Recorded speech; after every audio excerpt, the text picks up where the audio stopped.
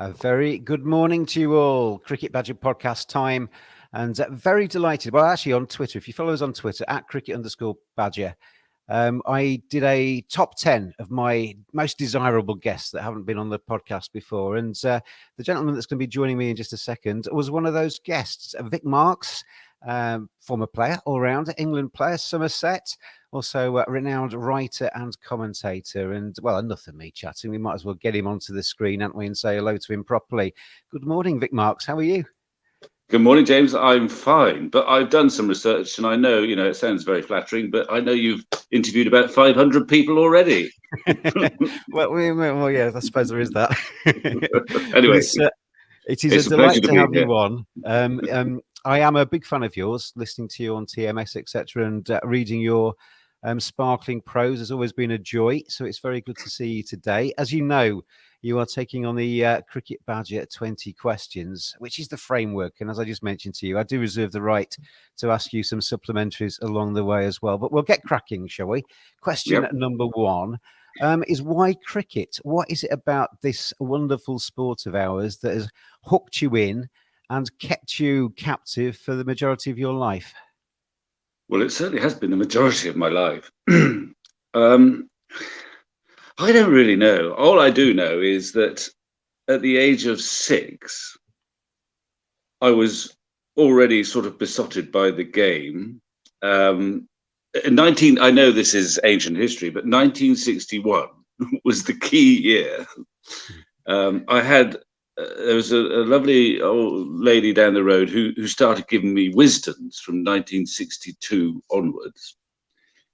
And I can remember 1960. I brought up on a farm, and we sort of had a backyard, and I'd play a bit there with an older brother and a father, I suppose.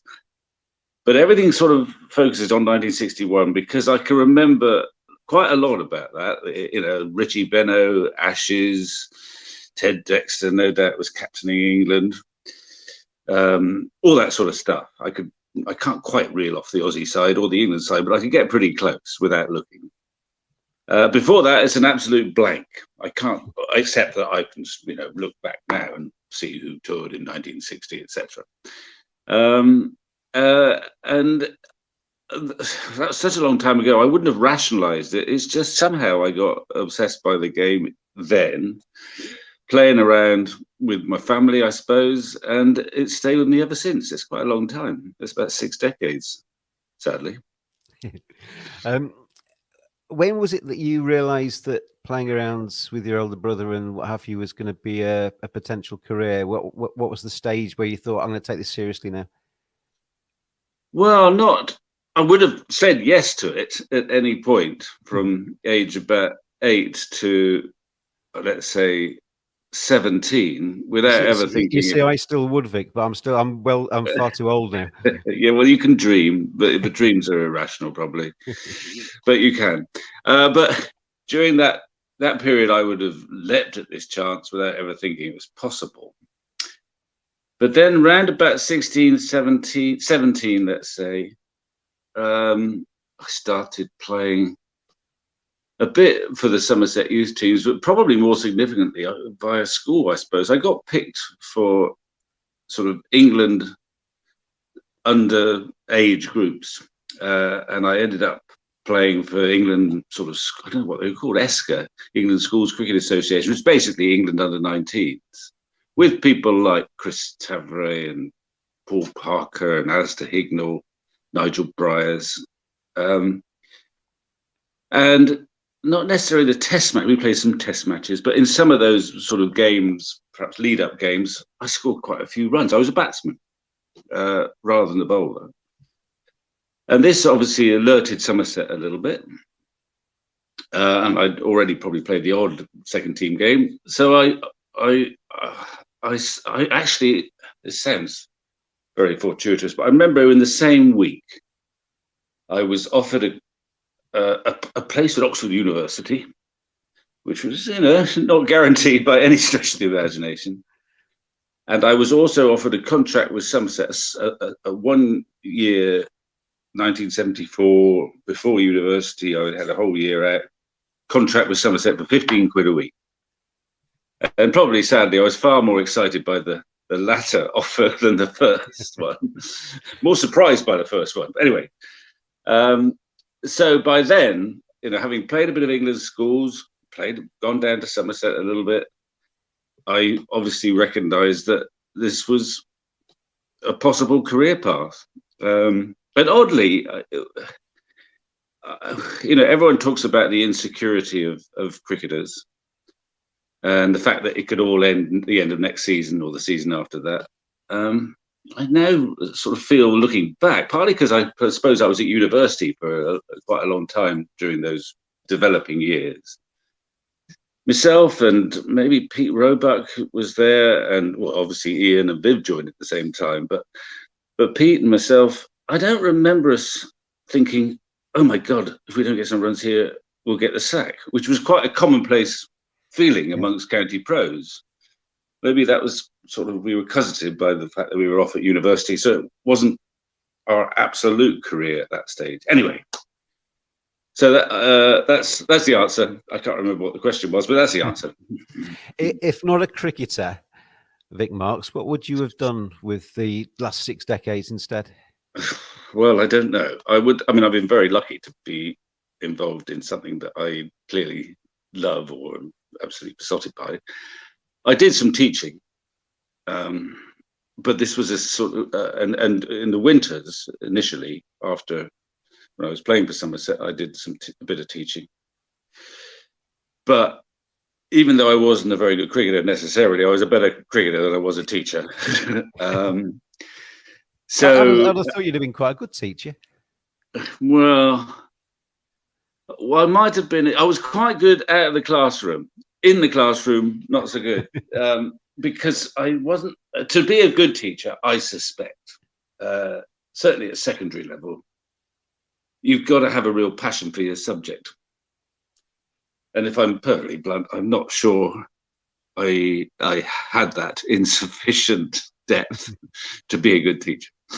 So I probably would have. I actually, curiously, when I was teaching, I barely did any cricket at all because I was off playing for Somerset during the summer, and that was more of a passion than what I was doing in the classroom, I guess. So that's my best bet, but who knows? I'm not sure I'd have survived that long, but we'll never know. I probably wouldn't have crept into journalism, I don't think. You don't think that would have taken you? No. Well, I don't think I would have understood how I could get there as a 20-year-old. Without, I had a very fortuitous path into journalism because it came via my playing career, which short circuits the system a bit. But so I'm not sure I would have gone through that process in the more sort of orthodox way. Next question. Who has been the biggest influence on your career? Well, it's difficult to pinpoint one particular person, but I was fortunate to. They're all dead now. The 3 people who always spring to mind, and they're the most contrasting trio, and a wonderful trio of old English cricketers who I learnt from, I think, as a youngster, and they were, slightly predictably, the great Brian Close, who gets greater and greater in Somerset's eyes the longer it is since we've seen him. But he was unwittingly, he had a huge influence down at Taunton, and wittingly, partly. But you talk to Viv Richards, Both, they would not hear a word against Viv, against Close. Viv thought he was wonderful, just admired his sheer bravery. Yeah, 1976 and all that. And even Ian, though he never gave that impression, he did listen to him without letting on. And would not hear, neither of those would hear a word against him. Anyway, Brian Close was there. Tom Cartwright was there, who was a sort of antidote to Close in many ways because he was meticulous and he had the most perfect bowling action. He thought long and hard about the game. He was a bright guy too, with a lovely sense of humour, a bit of a shop steward in those days. And the other one is the gentlest man you'd ever come across, who's no longer with us either, but I got to know when I was at university, and that's Arthur Milton, who was, of course, the last dual international cricket and soccer, who was the gentlest of souls, but he was just a perfect coach for us at university because he was so laid back. We never saw him. I don't think he had a tracksuit. He occasionally come out and hit a few catches and impart wisdom if you wanted to hear it. But he was just a delightful man who we all listened to and loved, actually. So that's a pretty good trio. And quite a contrasting trio. But there was a lot of self-help in those days too. The coach at a county club was not necessarily a significant figure. So you sort of learnt from the other players and also by your own trial and error to a far greater degree than now. Sort of how I learnt to bowl off spin, really, by sort of accident with a bit of help from, Tom and here and there. But it was more trial and error in those days, I think, and self-survival. I've got nothing but good memories of Closey. When I was working at Yorkshire County Cricket Club, we used to have the offices in the East Stand. I used to drive into the car park with sort of 9 o'clock in the morning. You'd see him for about half an hour, smoke coming out of one window, the racing post propped on the steering wheel. Then he'd come in for a coffee. Then he'd go back and check on the phone to see if any of his horses had won, and then he'd clear off for the day. That sounds about right.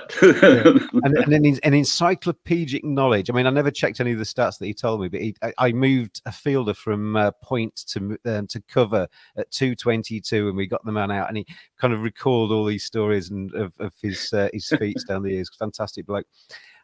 He was wonderful.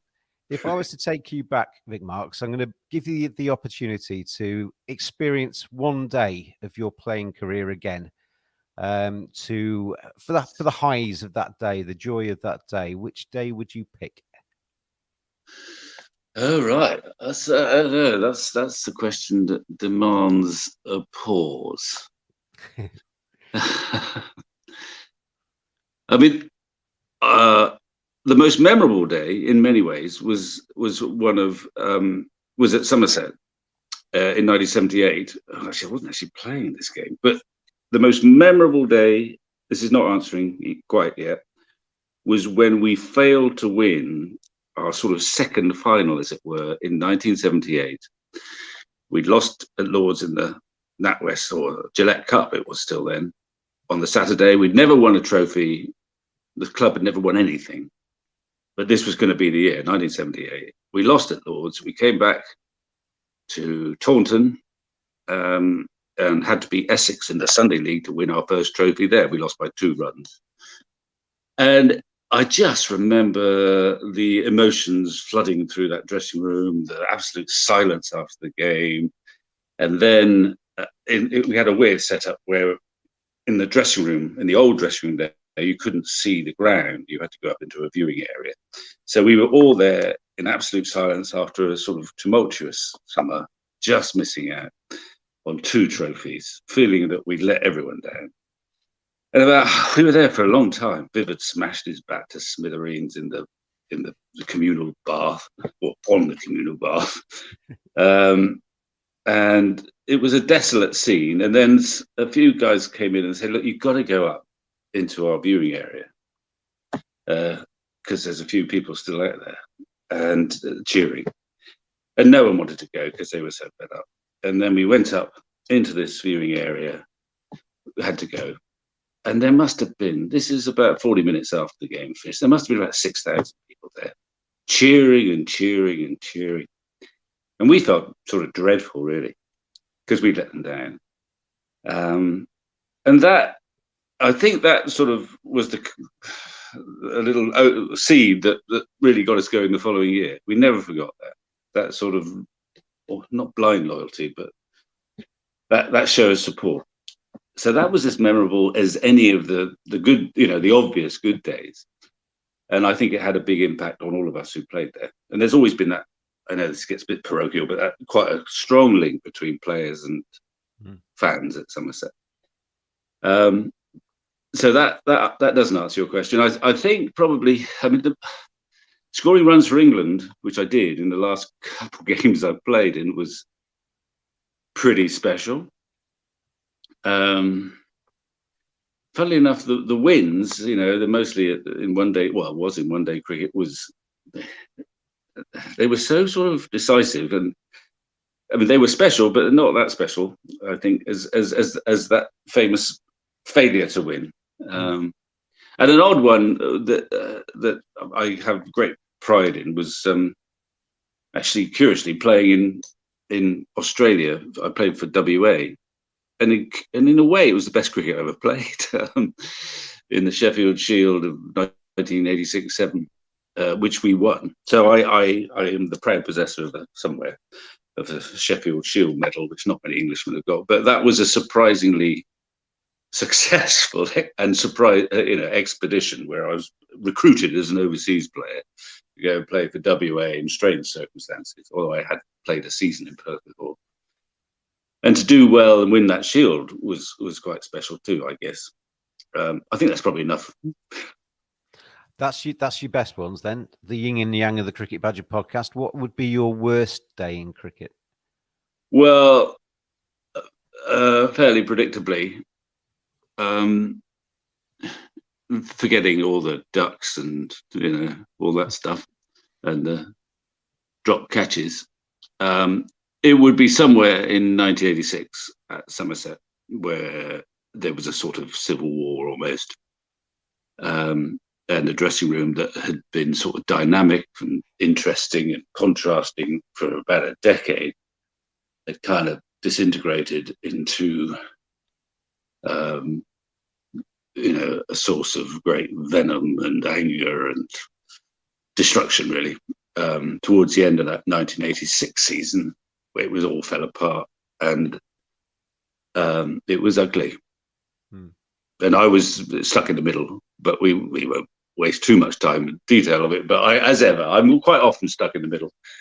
And there was obviously a dispute between, the club and Pete Rowe, the captain, the West Indian players, Ian. I was stuck in the middle, doing no good as a Henry Kissinger figure, totally useless. So that would be the worst. I'm going to read you your Cricinfo bio. Matthew Engel wrote this, and I read this morning. And I'm just going to read the first part of it. A mild, nervy, self-depreciating farm boy with an Oxford degree and no enemies, Vic Marks was the most unlikely member of the fiery Somerset dressing room of the 1980s. That's the kind of the nice guy kind of tag, isn't it, that you've got? And you kind of hinted at it there, that you were kind of in the middle of all of the Somerset fireworks and everything going on there. That's an amazing Somerset team, which we'll come on to in a second. But is there a kind of a dark, venomous side of Vic Marks that nobody's ever seen? Well, I won't show it, that's for certain. But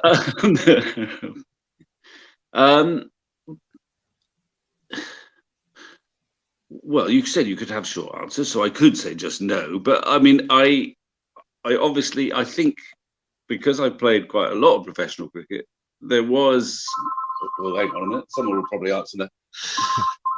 There was.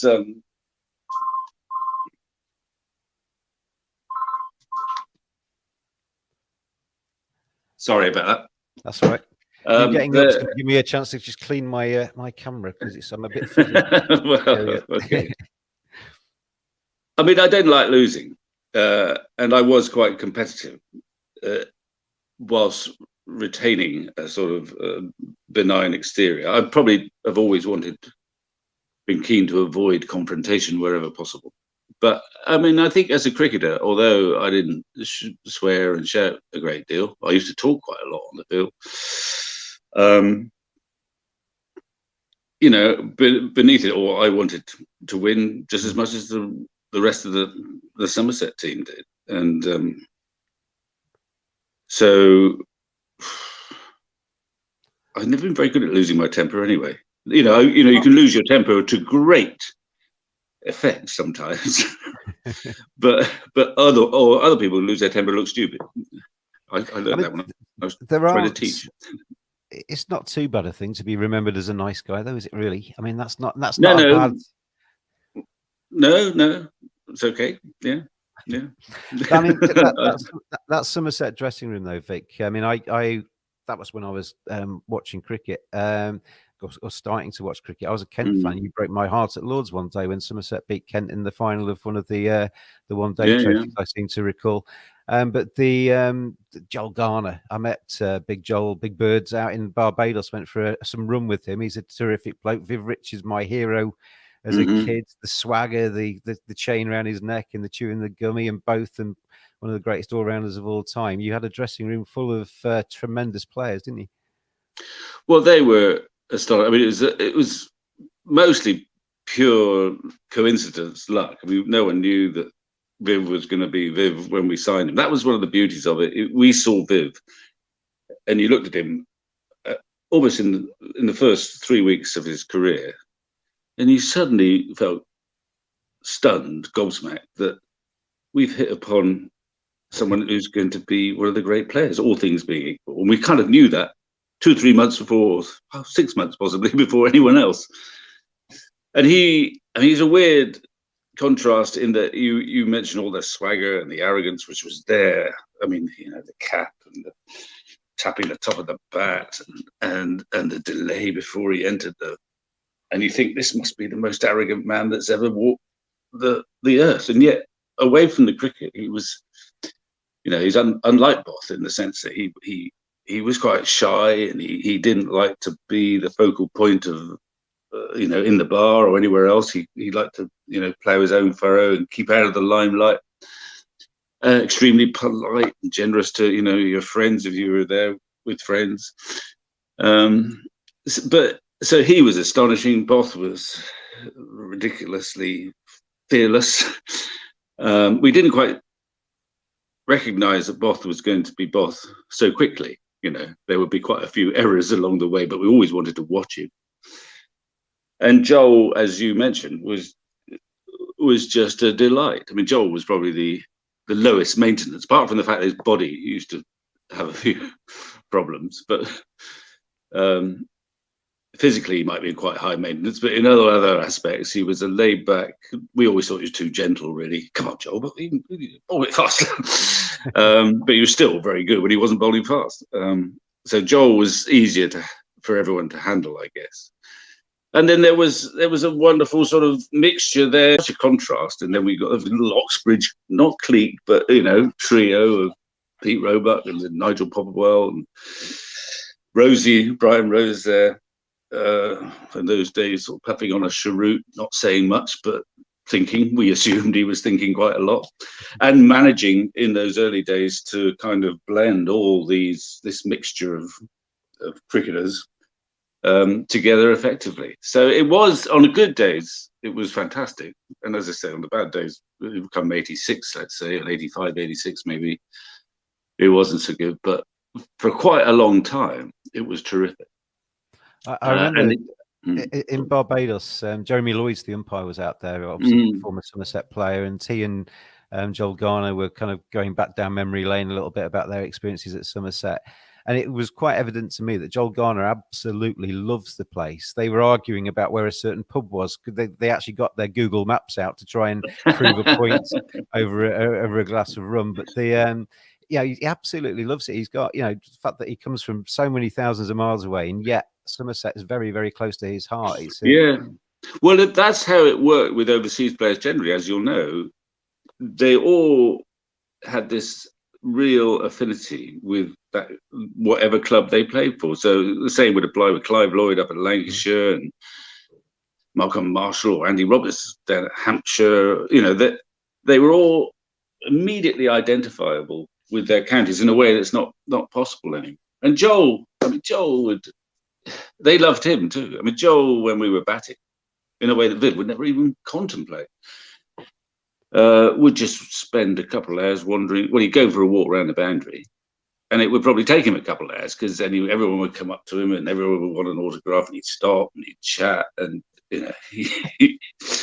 everyone loved him for very good reasons. He was a very always still is, sort of kind, generous soul, who had also the capacity, all 6'10" of him, to fall asleep on a splintered wooden bench if necessary in the dressing room. So yeah, they all have that affinity. I think Viv was so taken aback by the notion that he was not sort of contributing to the team towards the end. With some justification, he was taken aback. So that when he went off to Glamorgan he had a little spell in the Lancashire League after he left us, and then he went to Glamorgan. And you talked to the people at Glamorgan. I think that even motivated him to demonstrate to one and all once more that, amidst the seeming arrogance, he was a great team man and an inspiration. You talked to the Glamorgan side.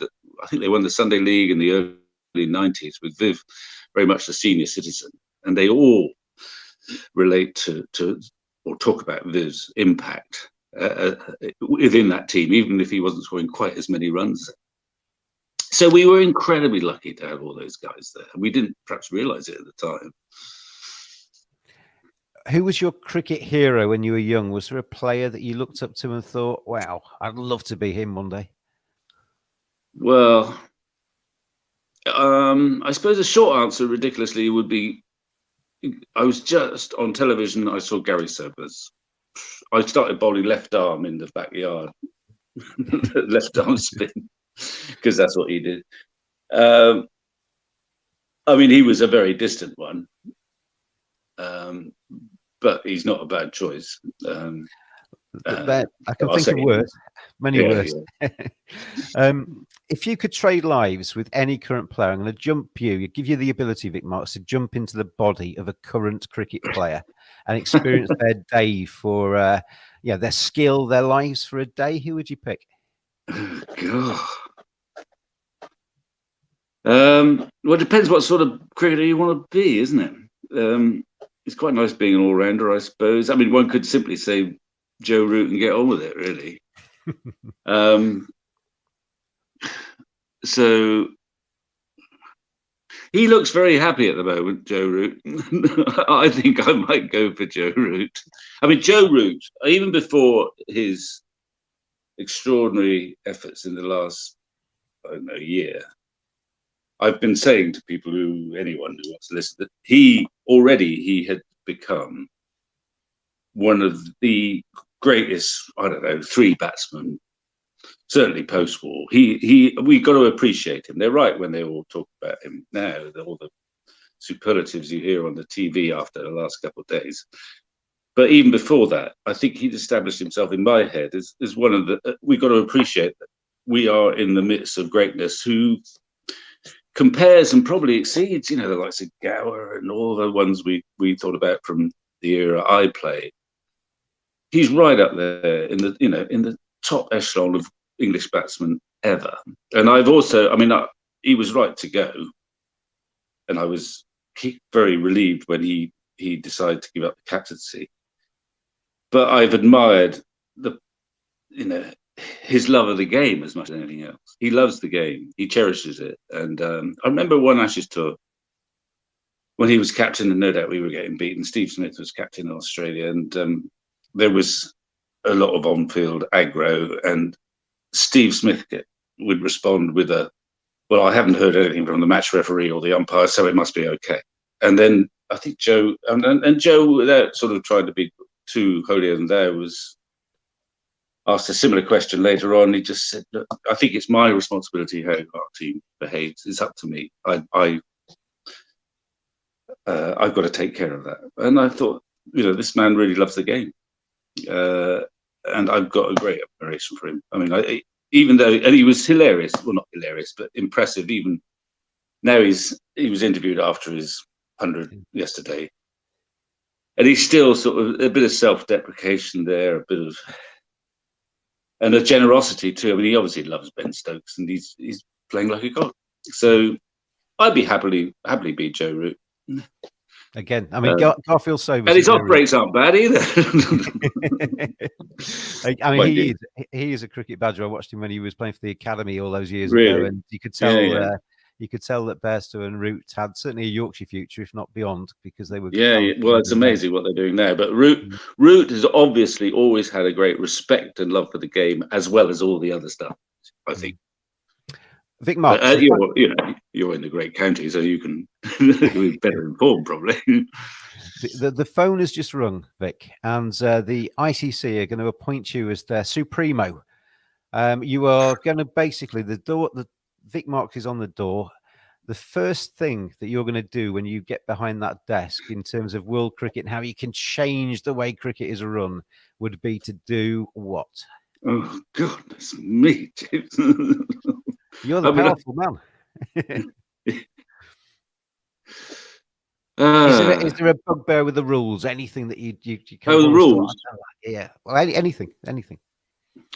Well, it's all about getting the structure right. I mean, I think there's a lot of issues about the structure of the English game that just don't add up at the moment. I'm not a great fan of the 100, not because I don't like the format, although I don't particularly, because it leaves so many issues of trying to create a coherent structure, domestic structure. And I suppose that, in a sense, rolls over to the ICC situation. Again, it's about structure. There's possibly too much cricket being played. It's a bit chaotic. I'm better on the English domestic structure than what you do with the international structure, I guess. Well, let's make it the ECB's. The ECB. Well, I think the season is too congested. I think the 100 for the men, as opposed to the women, where I think it's been great for the women. For the men, it is provided many complications. It's made a coherent fixture list impossible, and it's caused a lot of division. So if I was dictator, even though I'd have no doubt have a few commercial men badgering, I'd just get rid of the 100 and restructure it so that we've got all singing, all dancing, blast equivalent. We've got more championship cricket, less, so the championship cricket isn't tossed to both ends of the season and with a few token bits in the middle. And I also think it's a bit crazy that, we're world champions. I saw Will Smeed has been picked to play against South Africa for the Lions this week. It'll be the first 50-over game he's ever played. Yeah. If he plays. I mean, it's crazy, really, at top level. So I think if I just ditched 100, it would make life much easier, really. And then it does seem to just kind of take up the best summer weeks, doesn't it? Really, the 100, and everything else kind of gets pushed to the side of it. That's my view. Yeah, too. I mean, and there's a confusion. I mean, you can't. The game has changed significantly. We all have to accept that. So that in the era that I played, you didn't have to make any career choices, basically, because that was what's available. That's what you played. Whereas now, it is very confusing for a young player how to chart his career. Increasingly, they may be wondering, well, do I want to bother with red ball? Is it worth it? I mean, probably, as things stand, from a purely commercial basis, it's not worth it. I mentioned Will Smeed randomly, really, but he's quite a good example. Why should he bother? He can't. He's never played a red ball game. He's hardly ever scored a run for Somerset in second team cricket, in red ball cricket. Well, maybe that's a legitimate way to go, but I think he's missing out, in fact, if he doesn't give it a go. But it is perfectly possible for him now to have a terrific career and never hit a red ball again, or he never has in first-class cricket. So there are all these complications, and it makes it incredibly difficult too at the moment. It's quite difficult in dressing rooms, I think. You've got, two more or less equivalent players, but one gets a 100 contract and is suddenly earning another 75 grand more than his. Now, I suppose that's the way of the world, but it does not provide coaches with an extraordinary challenge about how they go about their business and how they kind of prioritize what player X's goals are going to be. Is he going to bother to try and be a red ball cricketer? Of course, when we watch Test cricket now, that division seems to have been sort of diminished, because in some senses England are playing, with such freedom that it's not so far removed from white ball cricket, which I love, actually. But I haven't really answered your question. That's probably why I haven't been a great administrator. But maybe we can roll this into this question, actually. And it's question number 9, so we're going to have to get cracking, aren't we? Because I've got to let you go by 10. If you were starting your career again today as a youngster, is there anything you'd do differently? What advice would you give the young Vic Marks? And would that 12-year-old, say, be proud of where you are now? Well, by and large, when how all cricketers generally say, well, I'm very pleased I played in my day. We had some fun and all that stuff. I think now is the time to be a professional cricketer, actually. Certainly from a commercial point of view, or from, earning point of view. So I think now's the time to play. And I think I go back to what we're talking about now. I mean, I think the other thing you have to do is that we are almost overcoached now, or there is a plethora of coaches. I'm not against that, but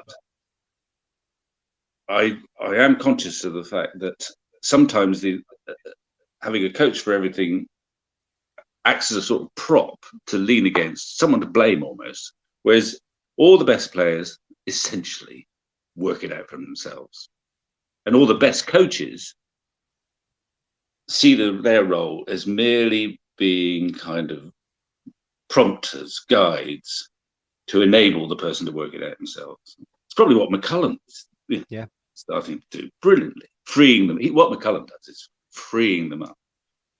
Well, so I think pointing them in the right direction and letting them. But I also think, and this is where McCullum is, I think, right on the money, is I think that cricketers, and this is increasingly the case, actually, they're not frightened of this, actually, but they should be prepared to explore the limits. That's what McCullum's doing. He's encouraging them to explore the limits. And I, in the nicest possible way, I can look back at some of my old colleagues who, well, one of them won't never listen to this, but and two of them were the great Chris Tadray, who, if you were supporting Kent, you'll know about, and I knew Chris really well from all the way through.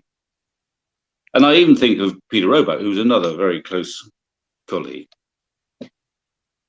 And I used to say to them, even back then, you don't realize how good you are. You should explore it. I love Chris Tadray. But I saw him play some, as you would have done if you watched Kent, some of the most devastating innings. Oh, yes. He hit the ball as hard as anyone. And yet I always remember him saying stuff like when he was playing for England, and Bob Willis loved him blocking. But I remember him saying, oh, I'd love to play like Lubo and Gat, but, I can't do that. And I remember saying that actually you can. You can. And I wonder, he's never expressed any regret to me that he didn't give himself more license to explore at the highest level anyway what he could do. So I would encourage any young cricketer, and I think it's more easy to do that now because they just go for it, to explore how far they can go. Pete Roebuck was a bit the same in that he was a gift. He was more gifted than he looked, and he freed up towards the end of his cricketing career, but he was renowned as a sort of blocker early on. That's 2 weeks in a row that Chris Tavray has been mentioned. I had David Fulton on last week. His nickname was Tav. And I actually said last week, I used to watch Chris Tavray smash the ball to all corners at Canterbury. He used to be so, quite aggressive as a batsman. Oh, yeah, you'd watch him teetering off to square leg and defending and blocking and batting for hours for England. It's like two different players. I know. He wouldn't be allowed to do it now. I swear, if he got McCullum in his ear. He was, when I played England schools all those years ago, he was the best player in that setup. I think Gat was still there, or just starting to come through. And, Chris Cowdery was around too. he was the best player. And he had one season at university before he sort of rearranged his grip and everything, where he played some astonishing innings. Anyway, I can't remember what the question was, but it is, I applaud the way that players now are being encouraged. Lees is a great example. Alex Lees, it's fascinating, who suddenly remembered how he probably played when he was a 20-year-old and is prepared to take the risk. It's a risk when you play more shots, obviously, but he's finding out that actually it's maybe worthwhile, especially at test level. I've got this theory that you actually have to play more shots at test level anyway, even before the McCullum revolution, than you do elsewhere, because you don't get many bad balls. We're going away a little bit maybe from the cricket questions now. Some of these are a little bit more frivolous, and this is where the one-word answers can come in, Vic. They say all rock stars want to be sportsmen and vice versa. If you could have been famous doing something else, what would you have fancied doing?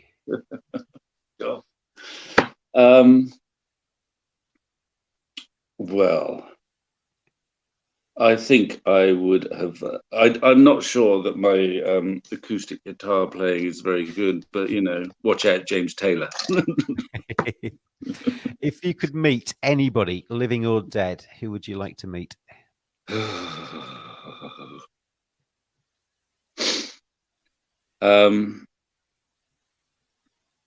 Gosh. Well, I'm struggling here. Let's see, living or dead, who would I like to meet? I can only think of obvious answers at the moment. Obvious answers are fine. Okay, well, I'll meet Nelson then. They're going to make Vic Marks. Mandela, that is, not Lord. Yeah, I got that. They're going to make Vic Marks the movie. Who plays you? Phil Collins. I only say that because Foxy, the great Graham Fowler, once preposterously said that I looked a bit like Phil Collins. To be honest, is he still alive? I'd never thought about it, but now he said. Although curiously, whilst you're on that, someone sent me a little clip the other day. There's a film out about the 1983 World Cup, an Indian film going through the Great Triumph. And there is someone there bowling off breaks, so-called, at Old Trafford against India, who is me. So someone has played me bowling loopy, not very effective off breaks at Old Trafford in 1983. However, I can't tell you his name. What's the last time you can remember feeling really nervous? Are you a nervous individual? Do you take things in your stride? Well, Matthew Engel said I was. I probably am. Well, probably just when I switched my phone on to talk to you about 40 minutes ago, or when presented by any putt that is less than 3 feet. Yeah. Yes. But yeah, no, I could be nervous. I've always been. I was a nervous waiter. I mean, that's the whole thing about cricket, isn't it? Coping with the inactive periods of you're hanging around for hours, aren't you? Yeah. Well, that's what makes Test cricket. I mean, Test cricket is the hardest bit, and that's one main reason why. It's all that time hanging around, wondering whether you were going to atone for the previous cock out. What is the top item on your bucket list? Things to do before you die. Is there anything you'd love to tick off? Well, obviously. Obviously, to be there when Somerset win the county championship is the in the hope that the championship is still worth winning whenever they do it. That is the cricketing badger response, appropriate cricketing badger response. Absolutely, perfect answer.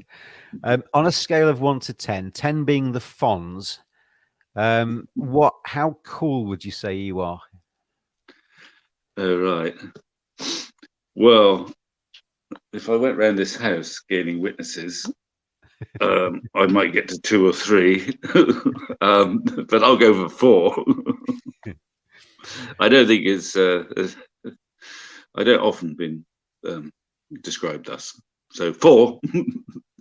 I'm going to deliver just outside your door at the moment. There's a time machine just being delivered. You can take it forwards or backwards.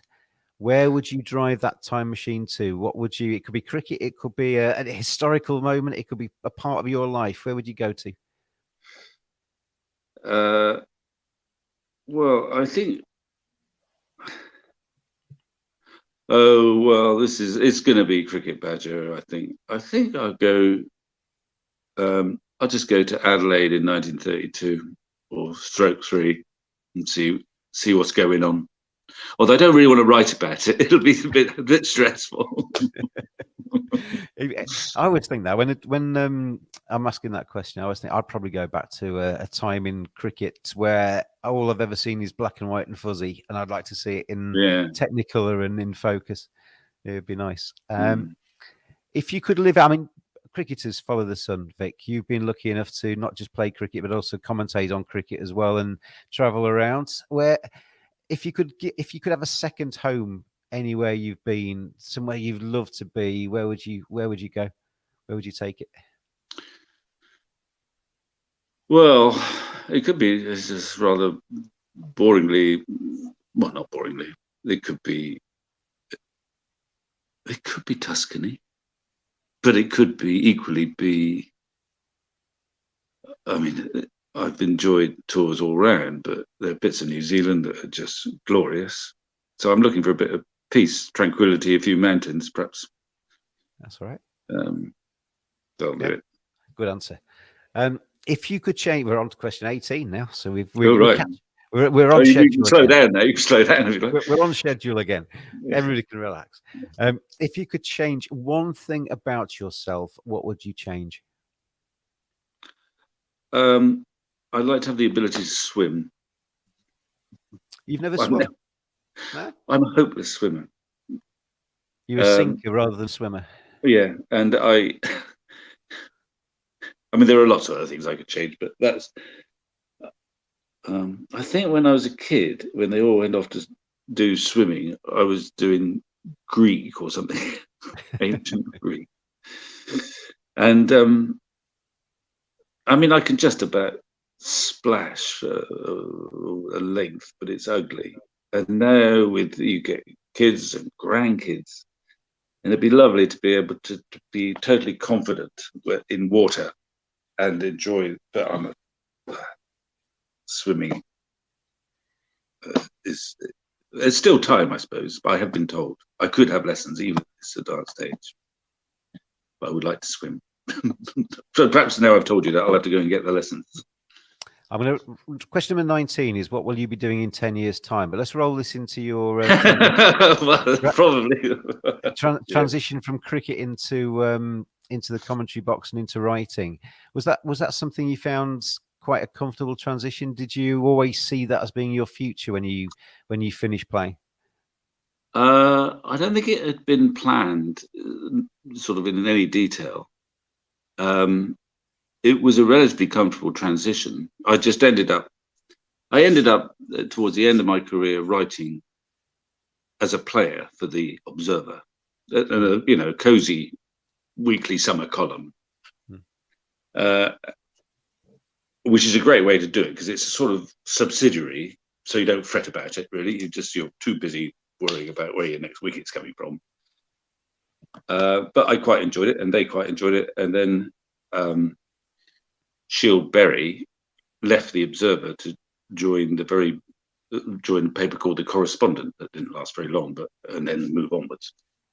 So in that sense, I was blessed, and understandably, a few people thought, well, you're very fortunate to skip all the usual hurdles towards that sort of post. And then I learnt slowly. I was quite sympathetic towards the players. There was one famous incident at Antigua on my first tour. You always remember your first tour of anything, don't you?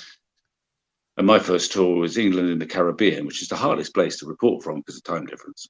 And in the Antigua test, Viv had a major row on the rest day with one of the journalists. And then the piece had been written. Forget all the detail. It was all. Anyway, Viv was enraged. He'd seen a copy of this about 5 or 10 minutes before play was due to start, and he waltzed into the little press box in Antigua. It was Jim Lawton he was looking for, and he confronted him with sweat pouring down. He was very quiet, but he was very angry. And so they had this sort of confrontation with all the press, including Matthew Engel, actually, just sort of looking on curiously, very silently, wondering what was going to happen next.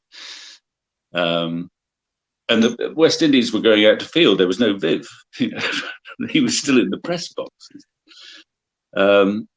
And then I remember Matthew saying to me, "You know him, say something," because they're out there. So I said what constituted sometimes the team talk at Somerset. I said, "They're out there," i.e. the umpires, so it's time to go.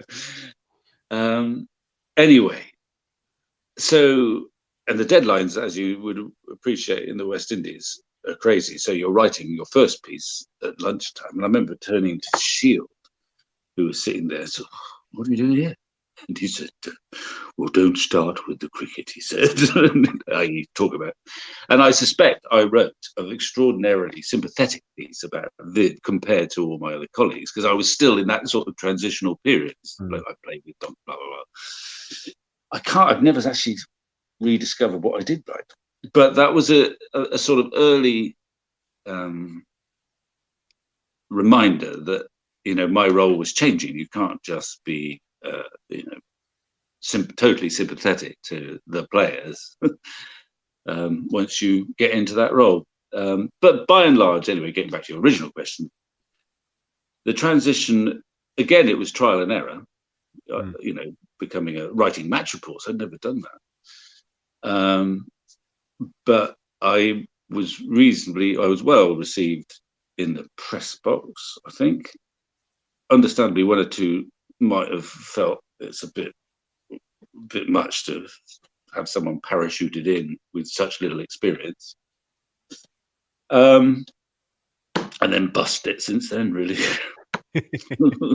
You bust it rather well, I'd suggest. Let's finish off then with question number 20 of the 20 questions. It's been an absolute joy to have you on today, Vic. It's been a pleasure to see you on my little Zoom screen here. If you'd been picking these questions, I mean, this is David Fulton described this last week as being a cheat of a question on my behalf. It's basically, are you an open book, or are there any secrets you can tell me? If you've been picking these questions yourself and interviewing yourself, is there anything you'd have asked to get a great and exclusive answer? No. There you go. There's the one word answer. Well, how about this? This question I would ask myself. Do you think Brendan McCullum should be Prime Minister? Answer, yes. That's what we need. Well, there's a podcast and a half in that as well. Yeah, and there's plenty being done about Bojo and stuff at the moment, isn't there? It's been terrific having you on, Vic. Thank you very much for accepting the invitation. That's one of the 10 wish list crossed off now for the Cricket Badger podcast. Okay, well, who are the other 9? That's what we want to know. I've got I've got a couple of the other 9 lined up, I think. Virat Kohli and AB de Villiers are yet to return my calls, but I think Virat's been quite busy. Well, okay. Well, it's been very good fun, and even though it's been live, I'm sure you'll polish it up for the edited version. Well, thank you very much. Maybe we'll meet up sometime. But, actually, before you go, there were a couple of very nice comments about you that came in on the Twitter feed after I advertised your presence on the show today. There was a couple of people said, "What a great guest! I always loved him down the years." Not really a question, says one, but a thank you for sharing all he has, both on radio and print. He has done so with a fondness and a warmth that permeates every word. Plenty like that have come in, so there's a lot of love out there for you, Vic Marks, and a lot from me as well. And thank you very much for being on today. My pleasure. Cheers, James. Bye-bye. Thanks everybody out there for watching and listening, and we'll be back again very soon indeed, and with another edition of the Cricket Badger podcast. Cheers, everybody.